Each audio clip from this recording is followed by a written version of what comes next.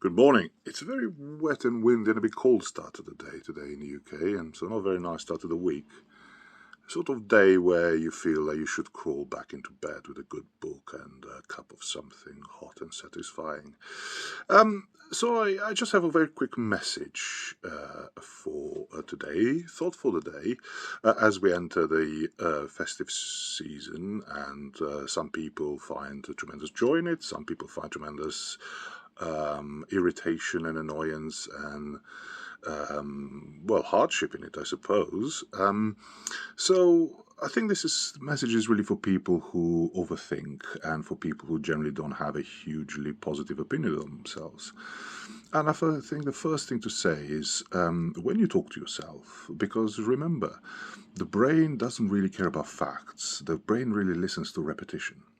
So when you talk to yourself, do you usually use very sort of negative words? Do you kind of create a negative imagery of yourself on a regular basis? And if that's something you identify with, what I can encourage you to do is remember that again, repetition, repetition, repetition does help. So maybe try to switch some phrases that you normally would use with other ones which are maybe less negative. So, for example, if you think, well, I'm useless at this, you say, well, I could do better, or I can learn, or I can be better. If you lost something, you can say, yes, I've lost, I didn't get a job or whatever, but, next time it will go differently. If you think I'm stupid, you say, well, no, I could learn more about this particular topic.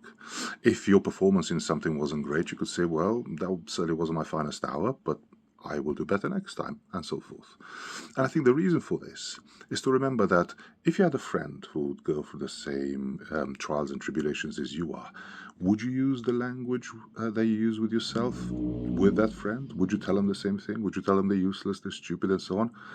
I suspect not. So if that language isn't appropriate for a friend, why would you use it on you? Um, so yeah, have a ponder about that, and I hope the rest of the week improves and you have a better time. All the best.